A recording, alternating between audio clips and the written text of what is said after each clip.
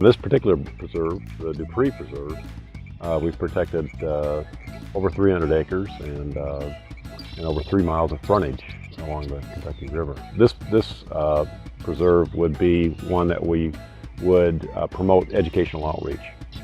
We have over 5 miles of trails here, and some of the tree species that are here, some of the ecology of the area. There's more species of trees just on this preserve than are found in the entire Black Forest in Germany. On this preserve, there are a gazillion sinkholes. One of my bucket dreams was to be able to give the Nature Conservancy a big gift and do something that might have an effect on the community.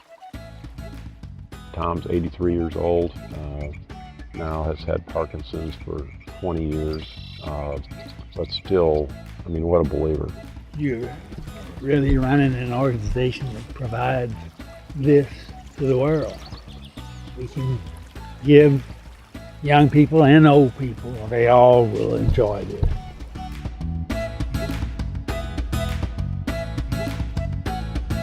Please visit nature.org/Kentucky.